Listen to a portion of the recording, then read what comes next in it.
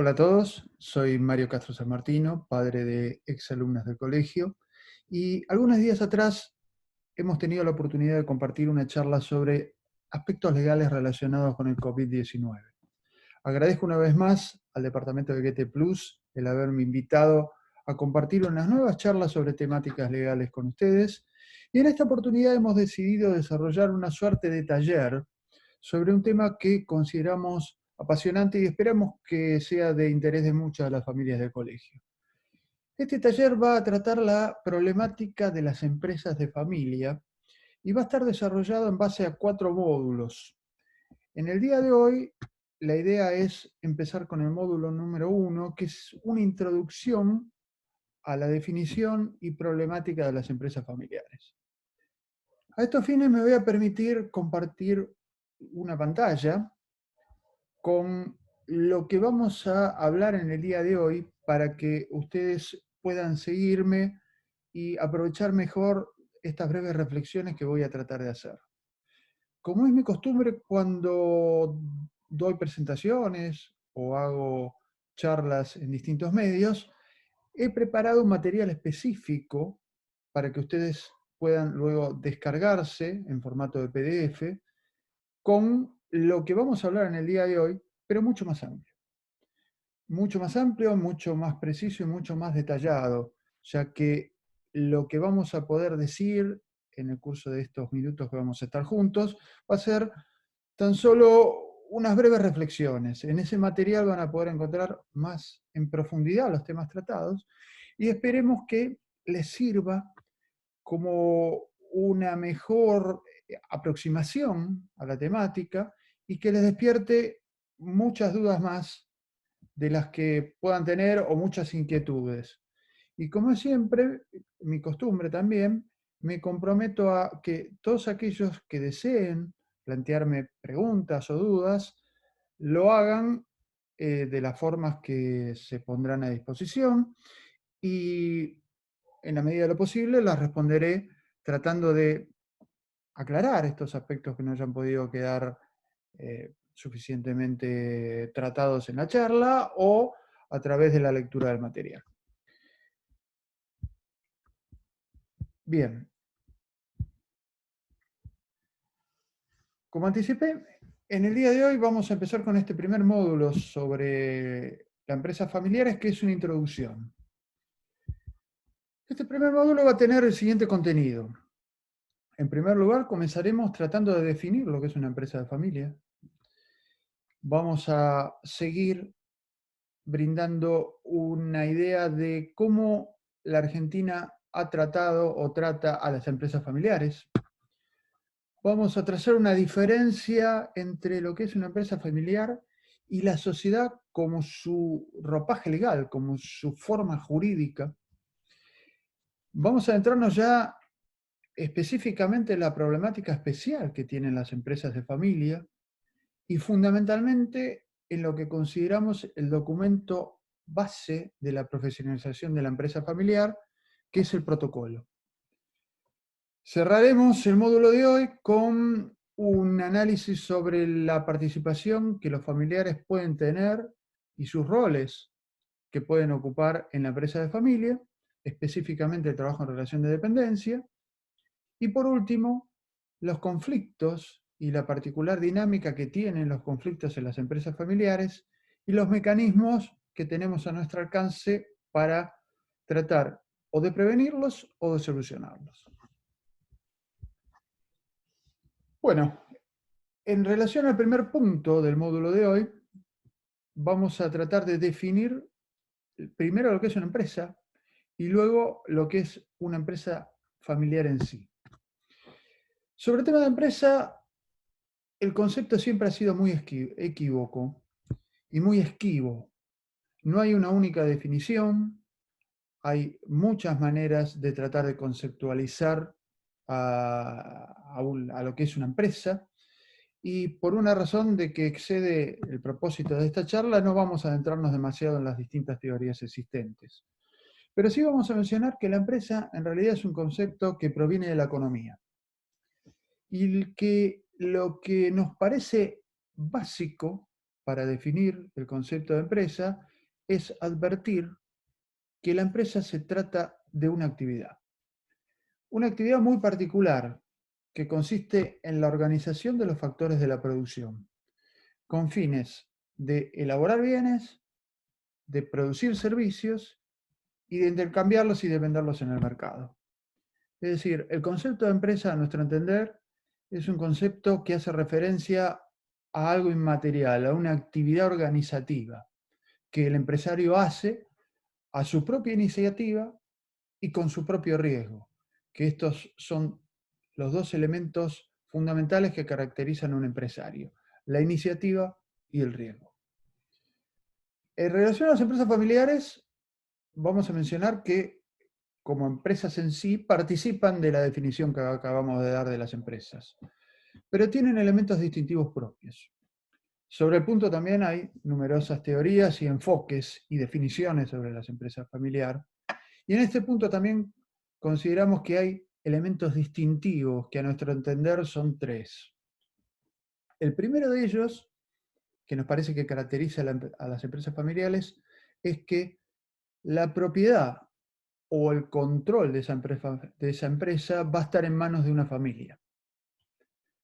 El segundo de esos elementos es que, por lo común, los familiares o una parte de ellos se involucran en la gestión. Es frecuente la administración de las empresas por los propios familiares. Y en tercer lugar, el tercer elemento distintivo de la empresa familiar, a nuestro entender, es un elemento subjetivo de finalidad. Este ejercicio, esta explotación de la empresa va a buscar procurar el sostenimiento de la familia y su transmisión a futuras generaciones. En las empresas familiares van a consistir tres sistemas. El sistema de la familia por un lado, el sistema de la propiedad por el otro y el sistema de la empresa en sí en último lugar. Para tratar de explicar mejor y visualizar cómo interactúan y confluyen estos distintos sistemas y cuáles son las personas que van a integrar cada uno de estos o la confluencia de los mismos, vamos a usar un ya muy conocido y viejo gráfico, que es el diagrama de los tres círculos. En este diagrama ustedes van a ver distintos subgrupos en los cuales sus integrantes van a ser diferentes. Así, en el subgrupo 1 van a estar incluidos personas que son familiares, pero que no van a participar ni de la propiedad de la empresa, ni de la gestión de la misma. El subgrupo 2 va a estar integrado por personas que van a ser propietarias de la empresa, pero no van a ser ni familiares ni van a participar en su administración. Este subgrupo 2 es el caso de los llamados inversores externos. No son miembros de la familia, ni tampoco están interesados en administrar o en gestionar esa empresa. El subgrupo 3 va a incluir a todas aquellas personas que participan en la administración de esa empresa, ya sea como directores o gerentes de las sociedades que explotan las empresas, o como trabajadores en relación de dependencia. Pero estos directores, gerentes, ejecutivos o trabajadores no van a ser familiares ni van a tener propiedad, no van a ser propietarios de la empresa. En el subgrupo 4 ya empiezan a haber confluencias entre los distintos sistemas. Y en ese subgrupo van a estar incluidos miembros de la familia que a su vez van a ser propietarios, pero que no van a estar involucrados en la gestión. En el subgrupo 5 se van a incluir o van a estar incluidos personas que van a ser dueñas de la empresa de familia y que van a estar incluidas en la gestión de la empresa, van a gestionar esa empresa, van a participar en la gestión o inclusive van a trabajar en relación de dependencia, pero no van a ser familiares. El subgrupo 6 es aquel al cual pertenecerán miembros de la familia que a su vez administren o trabajen en la empresa, pero que no sean propietarios. Y el subgrupo 7 va a ser aquel en que va, va a tener el mayor grado de confluencia de los tres sistemas y en el cual van a coincidir miembros de esa familia, familiares, que a su vez van a ser propietarios, puede ser que en distintas proporciones, de la empresa familiar, y al mismo tiempo se van a involucrar en la administración de la misma o van a trabajar en relación de dependencia en las sociedades que exploten esa empresa familiar.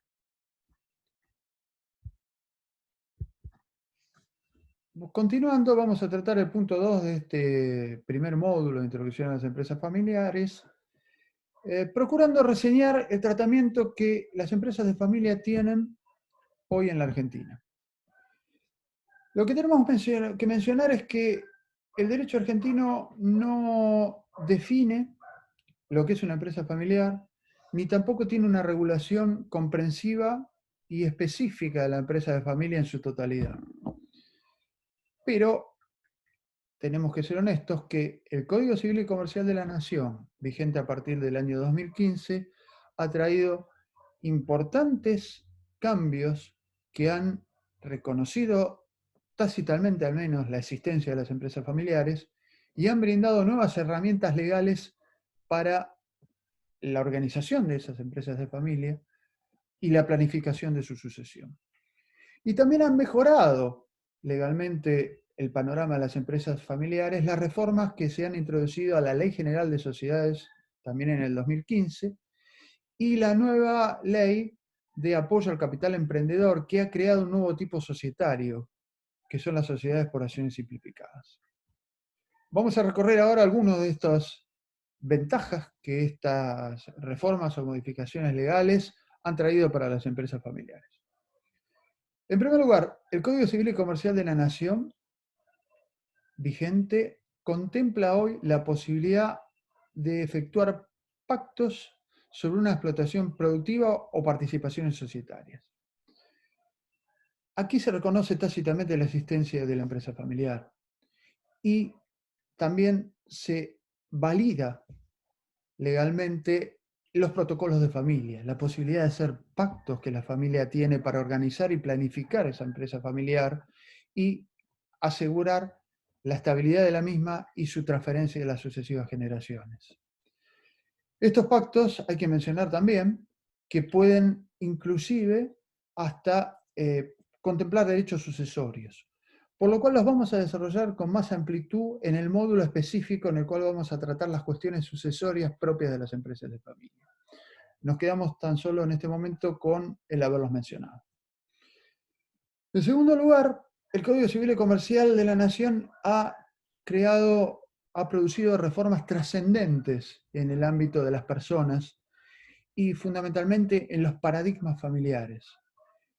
Y dentro de estas reformas trascendentes hay que destacar la posibilidad actual de optar por un régimen patrimonial de separación de bienes. No vamos a desarrollar esto con amplitud porque esto también va a estar reservado para otro de los módulos que van a comprender este taller, que es el módulo específico de las cuestiones familiares de las empresas de familia. Pero sí vamos a mencionar que esta opción que personas que hoy desean casarse tienen por optar por un régimen patrimonial de separación de bienes, favorece la planificación de las empresas familiares y es un medio para tratar de evitar conflictos y procurar que no ingresen a la misma parientes no consanguíneos, es decir, parientes políticos. Todo esto, como ya anticipé, lo vamos a desarrollar con extensión en el módulo sobre cuestiones familiares relativas a las empresas de familia. El Código Civil y Comercial de la Nación también brinda la posibilidad que en casos de divorcio o de sucesión, el juez que intervenga en estos procesos judiciales pueda atribuir de manera preferencial a la empresa familiar a aquellos integrantes de la familia o aquellas personas que hayan contribuido a su fundación o a su gestión y que más conozcan sobre las empresas familiares y que más se hayan involucrado en la gestión de la empresa de familia. Todo esto con la intención de evitar que esta empresa familiar entre en un régimen de liquidación y de partición bien en el divorcio o bien en la sucesión. El Código Civil y Comercial también ha traído importantes mejoras en el tema sucesorio, ya que ha ampliado la porción disponible de la herencia. ¿Qué es esto? La porción que una persona por testamento puede disponer libremente de sus bienes, evitando el régimen el llamado régimen de la legítima o de los herederos forzosos. Con esta porción disponible se podría, por ejemplo, mejorar algunos herederos, aquellos más involucrados en una empresa familiar. Esta cuestión también va a estar reservada para el módulo sobre cuestiones sucesorias a las empresas de familia. Y en este sentido, enganchado con esto, va a estar también la posibilidad de pactar la indivisión forzosa de la herencia que incluya la empresa familiar por un cierto tiempo. Todo esto para también procurar la estabilidad y la supervivencia en el tiempo de las empresas de familia y evitar que, ante el caso de un fallecimiento, los herederos rápidamente traten de separarse de las empresas familiares y de alguna manera destruir destruir o disminuir el valor de lo que tanto esfuerzo y por tantos años se ha tratado de construir. Finalmente vamos a mencionar 4 puntos, que son uno también relacionado con las sucesiones, que es el amplio efecto que los contratos proveen o producen sobre los sucesores de acuerdo al vigente Código Civil y Comercial de la Nación. Y ya 3 aspectos que tienen que ver con los aspectos, con las partes societarias de las empresas familiares, que vamos a desarrollar con más amplitud en el módulo específico que va a tratar sobre cuestiones societarias de las empresas familiares, y que son que la Ley General de Sociedades vigente en este momento contempla la posibilidad de gestionar sociedades simples. ¿Qué son estas sociedades simples? Las que antes conocíamos como sociedades irregulares o de hecho. Es decir, aquellas sociedades en las cuales no se habían formalizado con documentos legales o no habían adoptado uno de los tipos societarios regulares que la Ley General de Sociedades contempla, o no se habían inscrito en los registros públicos. Estas sociedades regulares o de hecho tienen ahora un tratamiento mucho más favorable. Se llaman, son conceptualizadas como sociedades simples, en las cuales, bajo ciertas condiciones, el contrato social es oponible a terceros, inclusive pueden adquirir bienes registrables. Esto favorece a aquellas empresas familiares, que no son muchas, pero algunas hay, que han decidido mantenerse en un grado de organización como sociedades simples sin llegar a sociedades formalmente constituidas como tipos regulares. Asimismo, la Ley General de Sociedades vigente en la actualidad permite que los cónyuges entre sí constituyan cualquier tipo societario, inclusive estas sociedades simples. Y por último, debemos mencionar que la Ley de Apoyo al Capital Emprendedor ha creado un tipo societario que se agrega a los tipos existentes en la Ley General de Sociedades y que son las llamadas sociedades por acciones simplificadas, de las cuales seguramente han leído o han escuchado mucho desde desde la creación de este régimen en adelante. Estas sociedades son sumamente flexibles, con una muy amplia posibilidad de sus socios de pactar estatutos a medida y que por ende son muy favorables para la planificación y la organización de las empresas de familia. Sobre cuál es el tipo societario más adecuado para la gestión de la empresa familiar, hablaremos en el módulo de cuestiones societarias y trataremos ahí de buscar alguna respuesta. En tercer lugar, vamos a ver o a tratar de trazar una diferencia entre 2 conceptos que son muy distintos y fundamentales. Por un lado, el concepto de la empresa en sí, y por el otro lado, el concepto de la sociedad como el ropaje legal de la empresa, como su vehículo legal, como su forma jurídica que la empresa puede adoptar. Es así que vamos primeramente a decir que las empresas familiares pueden gestionarse o pueden actuar de diversas maneras. Y así, algunas de ellas actúan de manera informal y sin ningún tipo de organización jurídica. Esto ocurre cuando es el fundador el que en su propia cabeza desarrolla la empresa de familia, concentra en su propio patrimonio todos los bienes de la empresa familiar. No hay separación y distinción entre patrimonios del fundador y de la empresa. No hay una sociedad comercial que produzca esta separación de patrimonios y la responsabilidad es pura y exclusivamente del fundador. No hay una limitación de responsabilidad. Si la empresa no anduviera bien y por el motivo que fuera entrar en una crisis económica financiera, el fundador respondería con todos sus bienes. También podemos encontrar en la práctica empresas familiares que funcionan como sociedades simples, en las cuales uno o más integrantes de una familia explotan una empresa familiar, pero no han llegado al grado de organización jurídica de adoptar un tipo societario regular. Estas sociedades simples ya dijimos que en este momento tienen un tratamiento más beneficioso que las anteriores sociedades de hecho irregulares, pero no son, al igual que la posibilidad que recientemente mencionamos, las maneras más recomendables de explotar una empresa de familia. La mayoría de las empresas familiares sí ha decidido organizarse jurídicamente como sociedades y sí ha adoptado algún tipo societario. Así encontramos fundamentalmente empresas familiares organizadas bajo la forma de sociedades de responsabilidad limitada, bajo la forma de sociedades anónimas o ahora bajo la forma de sociedades por acciones simplificadas. Pero en todos los casos se han adoptado un tipo societario regular. Y acá viene la gran diferencia entre lo que es la empresa y la sociedad. La sociedad, los tipos societarios, brindan una organización jurídica a esa empresa. Le dan una forma legal, es un recurso técnico que el derecho provee. ¿Para qué? Para crear una persona jurídica diferenciada de los integrantes de esa empresa. Para imputar los derechos y obligaciones que esa actividad empresaria, que esa actividad organizada de un grupo de individuos produce a esa persona jurídica diferenciada, a esa sociedad. Y limitar patrimonios y responsabilidades. El patrimonio de la empresa familiar va a ser propiedad de la sociedad comercial y no de sus integrantes. Y las responsabilidades, salvo situaciones excepcionales, van a estar divididas.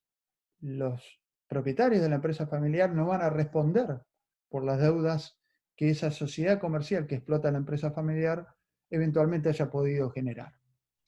A salvo, por supuesto, casos extremos en los cuales en quiebra se pueda extender esa responsabilidad más allá de las sociedades o en el derecho laboral o en el derecho impositivo haya alguna responsabilidades solidarias también de personas. Bien, continuando con el cuarto punto del módulo de hoy de introducción a las empresas familiares, nos vamos a adentrar ya a la problemática especial que tienen las empresas de familia.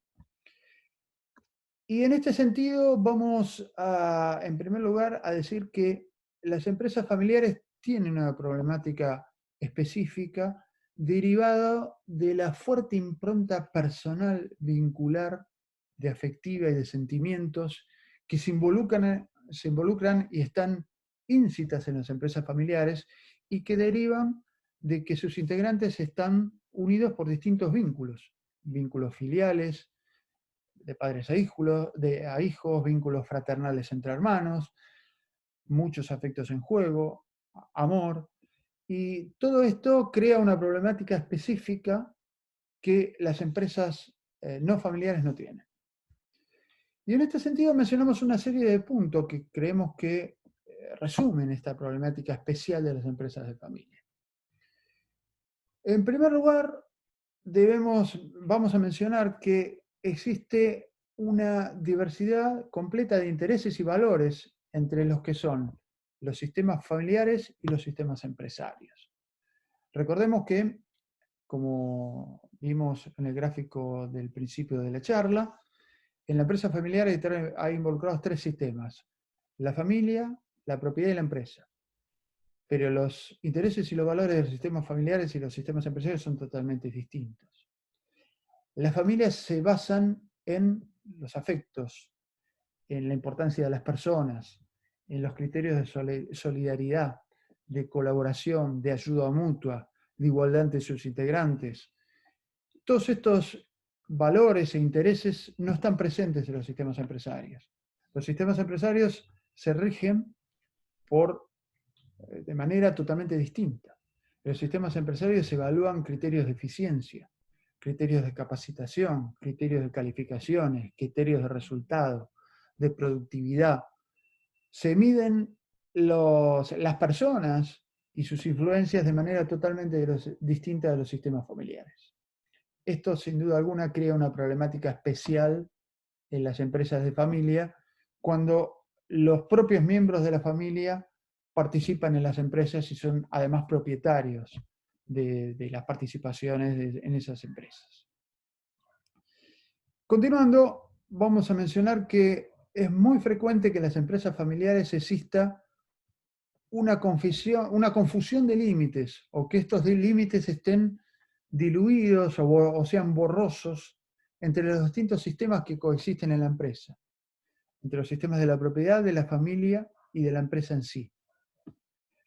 Además, en las empresas familiares es habitual encontrar una creencia y una vivencia o sentimiento automático de los familiares de que por el solo hecho de pertenecer a la familia tienen derecho a ser propietarios y a participar o a trabajar en la empresa familiar en cualquier momento, en igualdad de oportunidades o inclusive con privilegios o favoritismos que lo único que hacen es crear malestar entre los distintos grupos de la familia o entre las distintas personas que forman parte de esa empresa familiar, pero que no son familiares ni son propietarios, como por ejemplo directores o gerentes independientes o empleados en relación de dependencia de la empresa. Es muy frecuente también encontrar en las empresas familiares una gran informalidad y falta de profesionalización de la misma, todo lo cual complica no solo la estabilidad de la empresa en sí, sino la transmisión a las futuras generaciones. Y en esto creemos que la base de la profesionalización de la empresa familiar va a ser el protocolo de familia, como vamos a explicar luego a continuación. En las empresas familiares también impactan o tienen una influencia decisiva determinados hechos de naturaleza biológica o legal que se producen durante el transcurso durante el transcurso del tiempo y durante el transcurso de la historia de la empresa familiar. Así, en la empresa familiar se van a producir, mejor dicho, en la familia se van a producir nacimientos, puede ser que aparezcan herederos que no se conocía que existían, se van a producir fallecimientos, puede ser que algunos de los familiares se incapaciten, algunos de los miembros de la familia van a contraer matrimonios, van a convivir, se van a divorciar o se van a separar de sus convivientes, van a volver a contraer nupcias o van a volver a convivir con otras personas, puede ser que adopten niños o que se incorporen a esa empresa de familia cónyuges como consecuencia del divorcio o del fallecimiento de algunos familiares. Es decir, una serie de hechos biológicos o de actos legales, como puede ser matrimonios o adopciones, van a tener influencia muy marcada y decisiva en la empresa familiar, ya que van a implicar cambios de protagonistas, cambios de dinámicas, incorporación de nuevos roles, de nuevos jugadores, con sus propias vivencias, deseos e intereses, que puede ser que no coincidan con los originales de los fundadores o con los otros miembros de esa empresa familiar, de esa familia y de esa empresa familiar. Finalmente, todo lo anterior y fundamentalmente esto último que acabamos de decir, puede provocar que algunos de estos familiares o grupos de familiares no tengan interés en la empresa de familia o lo pierdan con el transcurso del tiempo. Y esta inexistencia o pérdida del interés que se acentúa en las generaciones posteriores a la de los fundadores, comprometen seriamente la estabilidad de las empresas familiares. Es así que hay estadísticas contundentes al respecto, que muy pocas empresas familiares llegan a las segundas generaciones, Y con todo esto que estamos tratando de hablar, esta identificación de problemas, y ahora cuando empecemos a hablar de protocolo de familia, lo que se busca es tratar de buscar herramientas para que las empresas familiares puedan transmitirse exitosamente a las generaciones posteriores y no se destruya riqueza, no se pierda valor o no se termine con esa gestión empresaria en algún momento por el cambio de los protagonistas. Nos vamos a adentrar ahora en lo que consideramos que es lo central de este módulo introductorio, que es el protocolo de familia como documento regulatorio y, como nos gusta decir, como el documento que es la base del comienzo de la profesionalización de la empresa familiar. Por lo común, las empresas familiares empiezan su gestión o se desarrollan sin la existencia de un protocolo de familia. Sí, muchas veces, o en la mayoría de las empresas familiares, hay reglas no escritas, reglas tácitas, reglas de hecho, que se respetan, generalmente se respetan, y que incluyen algunos de los aspectos de esa gestión de las empresas familiares.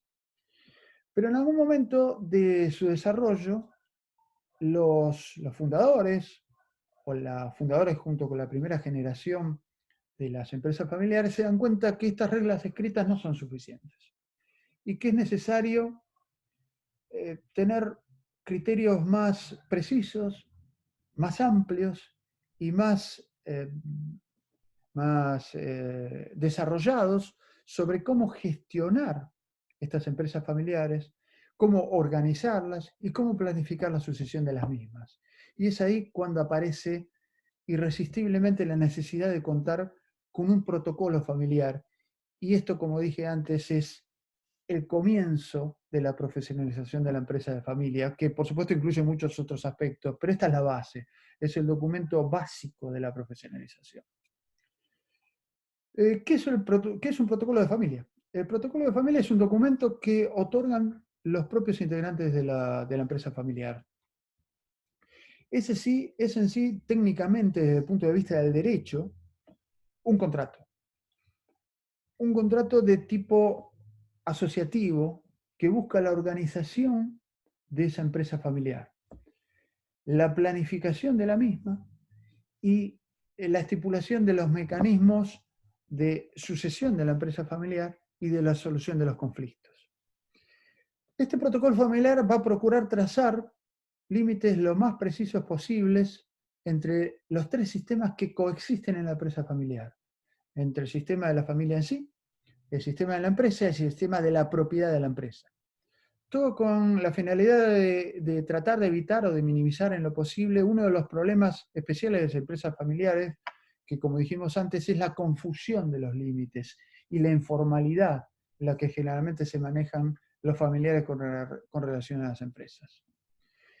Y por último, el protocolo de familia va a tener una finalidad o varias finalidades muy claras, que son buscar reglas precisas para que haya armonía dentro de la familia, adecuada administración del patrimonio de la empresa familiar y la gestión de la empresa, y una sólida sucesión y transferencia de la empresa familiar a las futuras generaciones. Como ya dijimos, el protocolo de familia es un contrato cuyo contenido va a poder ser dado libremente por los propios integrantes de la familia con algunos límites.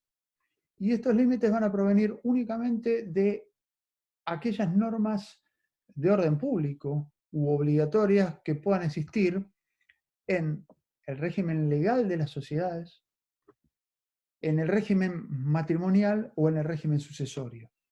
Salvo estas normas de orden público, de índole societario, matrimonial o de familia o sucesorio, no existen otros límites más que, por supuesto, los límites generales para las contrataciones que existen en cualquier ámbito del derecho, que son la moral y las buenas costumbres.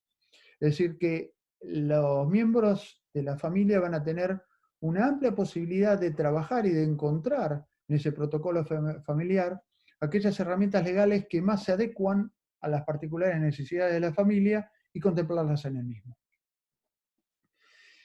Es así que este protocolo familiar es una actividad o un ejercicio siempre en progreso, que no empieza de una manera determinada y que en el que nunca en realidad termina. Lo usual es que el protocolo de familia se elabore por etapas, frecuentemente incluyendo en las mismas aquellos conceptos o aquellos temas o cuestiones en los cuales sea más fácil lograr consensos entre los miembros familiares. Para luego, con el transcurso del tiempo y con la gimnasia que la elaboración de este protocolo familiar produzca, avanzar más en la estructuración de este protocolo de familia y lograr una regulación más detallada y que comprenda la mayor cantidad posible de cuestiones relacionadas con las empresas familiares. El contenido usual del protocolo de familia es muy variado y vamos a mencionar algunos de los aspectos que usualmente lo integran. En primer lugar, los protocolos usualmente, o por lo común, empiezan con una reseña de la historia y de la definición de los valores familiares. En segundo lugar, contemplan o estructuran los órganos de esas empresas de familia, fundamentalmente dos, consejos de familia y el comité de seguimiento. Los protocolos de familia también regulan las distintas formas que los integrantes de esa familia van a tener para participar en la empresa familiar y cuáles van a ser los roles que van a poder ocupar y cuáles van a ser fundamentalmente las condiciones que van a tener que tener. Condiciones de edad, de capacitación, de calificaciones, de experiencias previas. Es decir, en este punto los familiares, los miembros de la empresa, van a poder crear cuáles van a ser los límites para poder ingresar a esa empresa familiar por parte de los familiares. Asimismo, los protocolos familiares normalmente traen restricciones, limitaciones. ¿Para qué? Restricciones para tratar de que la propiedad de esa empresa familiar quede en manos de la familia y así restringir la transferencia de las participaciones societarias a terceros, creando derechos de preferencia en la adquisición de partes de la empresa familiar, de partes societarias o de acrecer en favor de los familiares. Y también estas cláusulas de restricciones van a tratar de evitar que ingresen a las distintas sociedades que integran la empresa familiar personas que no sean integrantes de la familia, que no sean consanguíneos. Se va a tratar de evitar el ingreso de los llamados parientes políticos y fundamentalmente de los cónyuges de los familiares. Todo esto para preservar la propiedad de la empresa familiar exclusivamente para los miembros consanguíneos de la familia. Los protocolos de familia usualmente también van a traer políticas de tratamiento de los resultados de la actividad empresaria, ya sean positivos o negativos. Van a contemplar qué se va a hacer con esos resultados positivos, si se van a capitalizar las utilidades, si se van a constituir reservas y bajo qué condiciones o límites, cuándo se van a distribuir dividendos, cuándo los socios van a poder hacer retiros a cuenta. Es decir, un montón de decisiones económicas que van a influir en el momento de que, por ejemplo, las sociedades que integren esas empresas o que sean propietarias de la empresa familiar cierren sus balances. Estos protocolos de familia puede que también incluyan la obligación de que en alguna o todas esas sociedades familiares se designen directores o gerentes profesionales. Es decir, no pertenecientes a la familia y que sean independientes de cualquiera de los miembros de la familia, como una manera de aportar en los órganos societarios de administración visiones distintas y equilibrios entre los distintos grupos familiares que puedan coexistir en la empresa familiar.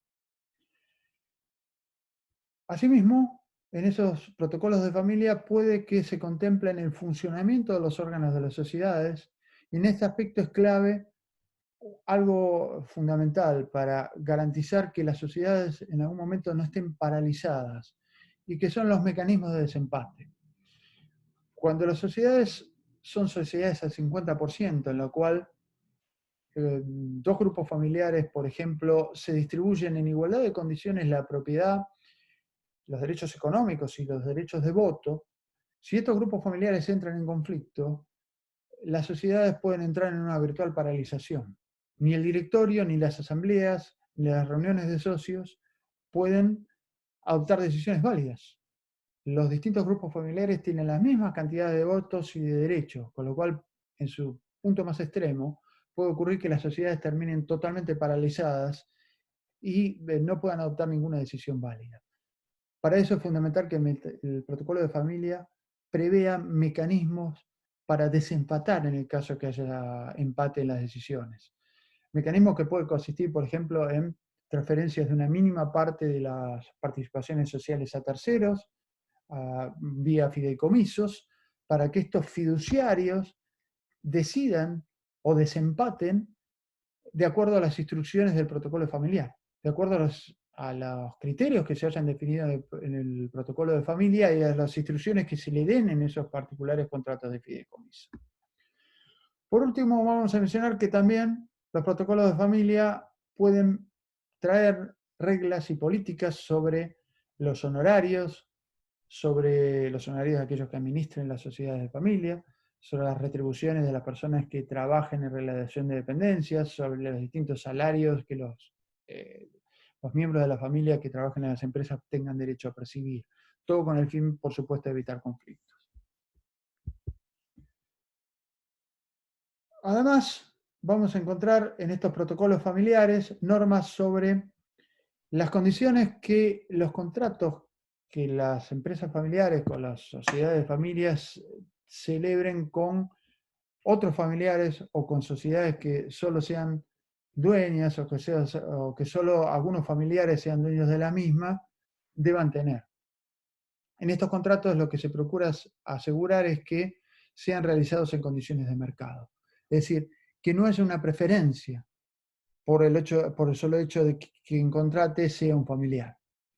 Asimismo, se van a contemplar normas sobre no competencia de los familiares con los negocios de las empresas familiares, de las sociedades de familia. Se van a contemplar distintas causales, en algunos casos, de exclusiones de socios. Puede ser que se regulen y se prevean opciones de compra o de venta de cuotas partes o acciones ante determinadas circunstancias. Puede ser que se contemplen cláusulas de inclusión y de arrastre. Estas son muy importantes para el caso de que surjan oportunidades de venta de las empresas familiares a terceros. Y en estos casos, si estas cláusulas no existen, podría ocurrir que una minoría bloquease una oportunidad muy buena de venta que pudiese acontecer y que pudiese permitir vender a la empresa familiar a un tercero.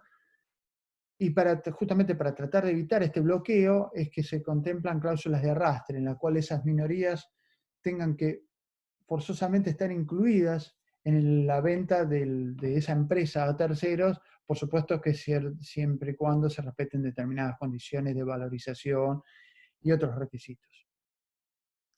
Asimismo, es vital que los protocolos de familia contemplen mecanismos para asegurar el cumplimiento del protocolo y que contemplen consecuencias y sanciones ante el incumplimiento.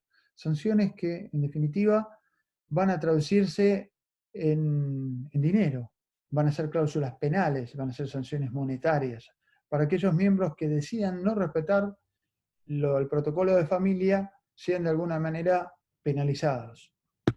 Y por último, el protocolo de familia puede ser que otorgue o que contemple mecanismos para la solución de conflictos, y es muy importante que así lo haga. Y esto lo vamos a ver en el último punto de este módulo del día de hoy. Como dijimos, el protocolo de familia es un contrato. Es un contrato de tipo asociativo, pero no va a ser el único documento que cuando los familiares decidan organizarse van a tener que otorgar. Ya que de este protocolo familiar se van a desprender muchos otros actos jurídicos y contratos conexos o complementarios. Así, el protocolo familiar puede ser que dispare constitución de nuevas sociedades, puede ser que dispare fusiones o escisiones entre sociedades, puede ser que cree o que exija la necesidad de efectuar contratos de fideicomiso, que requiera otorgar disposiciones de última voluntad como testamentos o como legados. Es decir, van a ser actos jurídicos o contratos que se van a otorgar simultáneamente con el protocolo de familia o que van a ser otorgados con posterioridad y van a tratar de instrumentar o de hacer efectivo en la práctica lo que los familiares hayan acordado en ese protocolo familiar. Como mencionamos antes, el protocolo familiar es un trabajo constante, un trabajo permanente, un trabajo que va a persistir a lo largo del tiempo, porque las necesidades de la familia y de las empresas van a ser cambiantes. Es así que es frecuente revisar, o es recomendable revisar con periodicidad el protocolo familiar, ver cómo está funcionando la práctica, ver si sus disposiciones se están cumpliendo por los familiares, y evaluar si es necesario que por los nuevos protagonistas que esa empresa familiar va a tener o por las nuevas necesidades de la empresa familiar, sea necesario introducir actualizaciones o revisiones a ese protocolo de familia.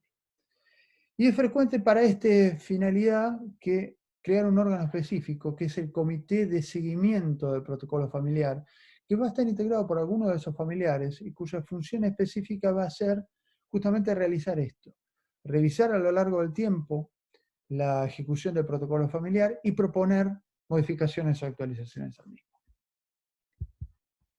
Vamos a continuar con el punto, una breve referencia a los distintos roles que pueden asumir los familiares en la empresa familiar y específicamente algunas consideraciones puntuales sobre el trabajo en relación de dependencia. Como ya anticipamos, los familiares pueden asumir distintos roles en estas empresas de familia y por un lado, que pueden además confluir, por un lado pueden ser propietarios, por el otro lado pueden involucrarse en la administración de la empresa, de las sociedades familiares, siendo directores o gerentes, o finalmente también puede ser que sean simples empleados en relación de dependencia. Los roles de propiedad y societarios en sí los vamos a dejar para un futuro módulo que va a tratar de cuestiones societarias en las empresas familiares. Ahora vamos a hacer o vamos a mencionar brevemente algunas cuestiones relacionadas con el derecho laboral. En este punto hay que mencionar que el derecho del trabajo argentino no ha contemplado de manera orgánica y de manera integral a las empresas familiares, sino que sale o trae tan solo un par de disposiciones legales que específicamente contemplan problemáticas de las empresas de familia. Y estas disposiciones son dos. Una que excluye la relación de dependencia en las sociedades familiares integradas entre padres e hijos, y la segunda, otra que limita el trabajo de los menores en la empresa familiar en razón de su edad, en razón de la jornada que pueden desarrollar, en relación a las tareas que estos menores pueden desempeñar dentro de las empresas familiares y el requerimiento de que en todos los casos estos menores forzosamente tengan que asistir, que tengan una asistencia escolar y el requerimiento de que además este trabajo de menores sea autorizado por las autoridades administrativas del trabajo que correspondan de acuerdo a la jurisdicción donde esa empresa familiar desarrolle sus actividades. Fuera de estas dos empresas, de estos dos supuestos que hablamos, no hay normas legales específicas adicionales sobre las relaciones laborales en las empresas familiares. Por lo cual, la existencia o no de relación de dependencia entre miembros de la familia y alguna de las sociedades que exploten las empresas familiares es algo que se va a tener que desarrollar o se va a tener que evaluar caso por caso y de acuerdo a la índole de cada relación en particular. Así encontramos distintas jurisprudencias y distintos criterios judiciales en los cuales se ha entendido que ha existido o no relación de relación laboral entre cónyuges y convivientes y las empresas familiares. Las decisiones judiciales en este sentido no han sido unánimes, o se han encontrado distintos casos en los cuales los jueces han decidido que han existido relaciones de dependencia entre hermanos o entre tíos y sobrinos. Pero no hay criterios generales al respecto. Hay que analizar caso por caso y hay que hacerlo con mucha prudencia y siempre teniendo en cuenta dos aspectos fundamentales. La presunción general de relación de dependencia que trae la ley de contrato de trabajo y que hace que la prestación de servicios por parte de una persona humana en favor de una empresa haga presumir la existencia de una relación de dependencia, y la cautela que debe primar en la evaluación de todos los casos y de la decisión que haya que adoptar en relación a un determinado integrante de la familia que además trabaja en la empresa, ya que el trabajo informal o no registrado, comúnmente conocido como trabajo en negro, tiene eh, contingencias monetarias, en el caso de existencia de conflicto, muy importantes. Para cerrar con el módulo de hoy, vamos a hablar o vamos a tratar de esbozar la problemática del conflicto familiar, las particulares manifestaciones que este conflicto tiene dentro de las empresas de familia y los mecanismos de solución que pueden existir o que pueden contemplarse en el protocolo de familia para tratar de resolver estos conflictos. Y para ello tenemos que decir algo previo, que es que el conflicto es inherente a la naturaleza humana, en todos los ámbitos y en todas las distintas formas que tienen las personas de relacionarse entre sí. Y las empresas familiares no son una excepción. Las empresas familiares van a tener forzosamente, en mayor o menor medida, conflictos durante su desenvolvimiento. Conflictos que van a tener determinada intensidad o van a ser de más fácil o más difícil solución, pero que fatalmente van a existir. Y conflictos que van a tener una particularidad especial porque las empresas de familia van a estar caracterizadas por esa fuerte impronta personal y vincular y afectiva que los miembros de la familia van a tener entre sí y en relación y que van a trasladar a su relación en la empresa familiar y a su desenvolvimiento dentro de las empresas familiares.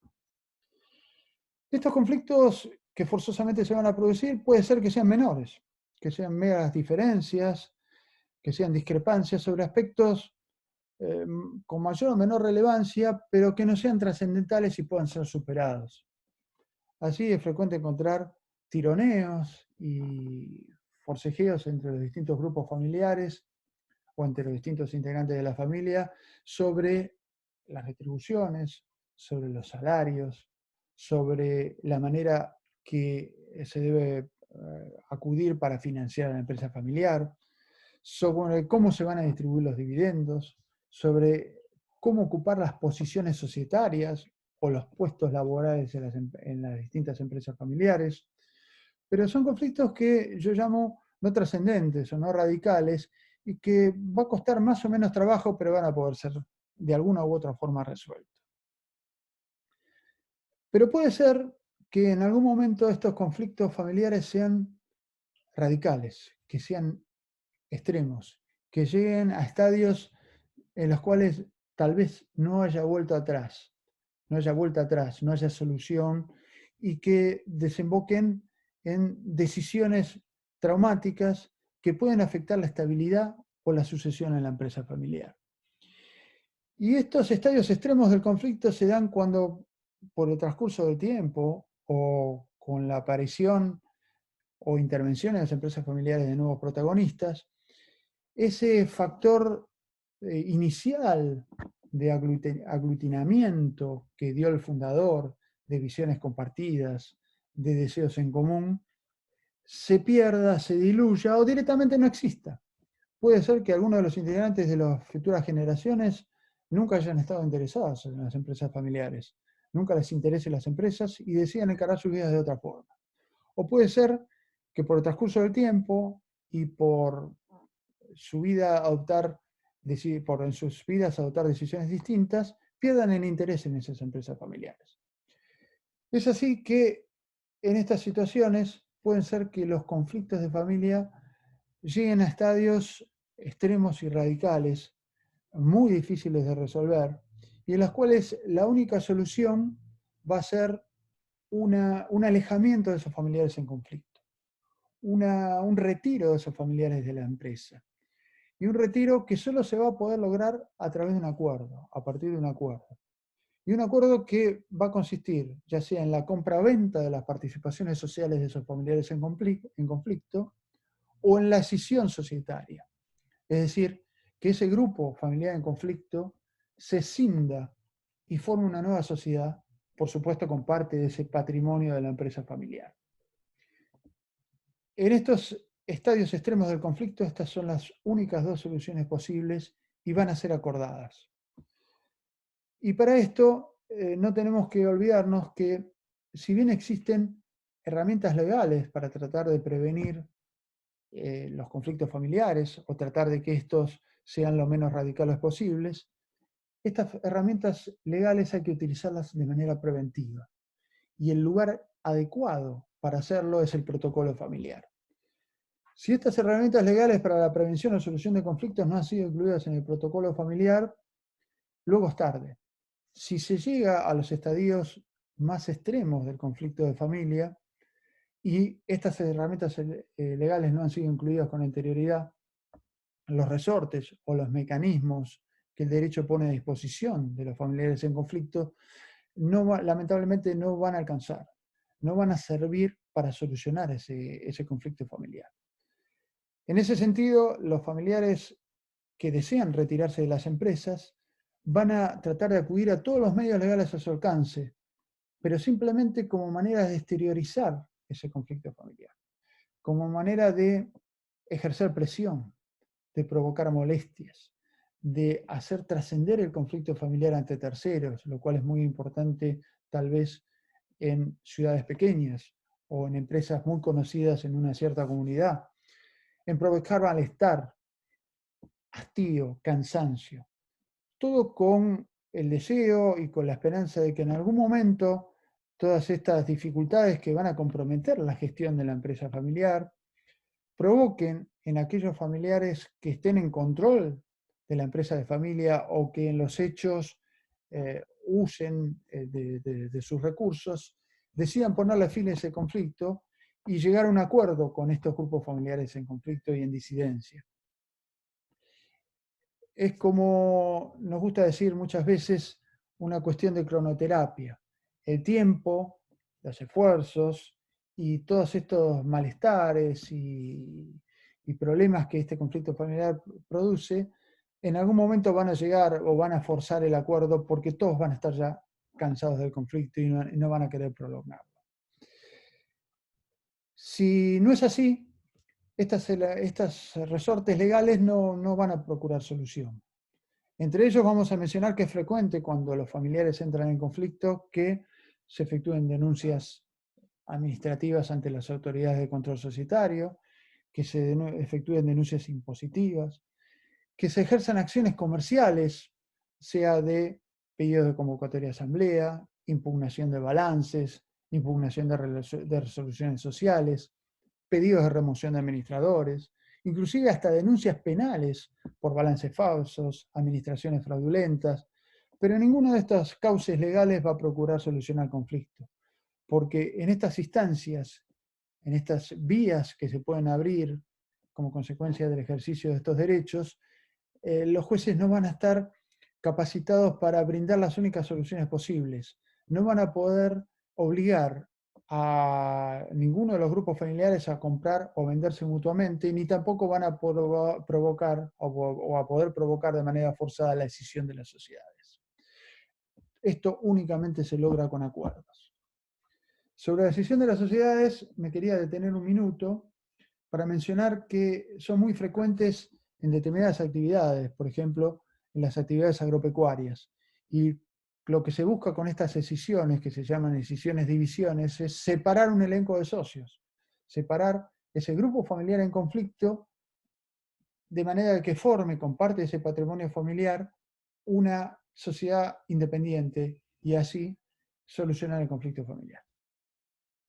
Vamos a terminar con el módulo de hoy hablando sobre los distintos mecanismos que el protocolo de familia puede contemplar para solucionar los conflictos familiares. Y en este sentido, además de las herramientas que preventivamente el protocolo de familia puede incluir para tratar de no llegar al conflicto, el protocolo de familia debe y es recomendable que plantee mecanismos para tratar de solucionarlo si el conflicto finalmente se produce y estalla. Y así, se estructuran por lo general vías progresivas para canalizar ese conflicto familiar. Progresivas y graduales para evitar que en última instancia el conflicto llegue a instancias en las cuales sean terceros los ajenos a la familia los que lo resuelven. Y en este sentido es habitual que los protocolos de familia contemplen pedidos de negociación directa forzoso entre las partes en conflicto, mediaciones por parte de personas o de familiares que tengan particular ascendencia sobre el resto de la familia, eh, mecanismos por los cuales el consejo de familia intervenga en esos conflictos familiares, analice los mismos y proponga distintas posibilidades de solución. O finalmente, si todo esto no tiene éxito y fracasa, el protocolo de familia puede prever, por ejemplo, el recurso a solución de terceros, pero no judiciales, como es el arbitraje. El arbitraje, ya sea de derecho por árbitros profesionales, o el arbitraje de, como se llama, de amigables componedores, por árbitros que no son profesionales, que no son juristas y que van a resolver sus derechos, los conflictos, de acuerdo a su leal saber y entender, y no aplicando estrictamente reglas jurídicas. Es fundamental que el protocolo de familia contemple estos mecanismos de solución de conflicto, porque es una manera de, si el conflicto estalló, tratar de que sea lo menos dañoso posible, porque no hay que perder de vista lo que consideramos que es fundamental. No hay que permitir que el conflicto de familia destruya riqueza, no hay que permitir que tantos años de esfuerzo y sacrificio de sus fundadores o de generaciones subsiguientes sean tirados por la borda y comprometan la subsistencia de las empresas familiares. Bueno, espero que esta charla les haya servido. Espero que hayan podido tener una primera visión sobre la problemática de las empresas familiares. Como ya les comenté antes, va a estar a disposición de ustedes un material mucho más amplio que especialmente preparé sobre el contenido de esta charla, que puede que les dispare o les provoque dudas o inquietudes adicionales o distintas a las que hemos podido mencionar. Y desde ya me pongo a disposición para que me contacten. Se les va a proveer por la gente de Gete Plus de los medios de así hacerlo. Y me comprometo a todas aquellas inquietudes o dudas que ustedes tengan a responderlas. Siéntanse la libertad de hacerlo así y bueno, estaré encantado de hacerlo. Y desde ya espero poder verlos y poder seguir compartiendo con todos ustedes los módulos siguientes que va a tener este taller de empresa familiar. En esos módulos vamos a ver ya las cuestiones societarias específicas de las empresas familiares, las cuestiones familiares que toda empresa de familia tiene y las cuestiones sucesorias que fatalmente en algún momento se van a producir en las empresas de familia. Bueno, ha sido un gusto estar con ustedes, muchas gracias y espero verlos pronto.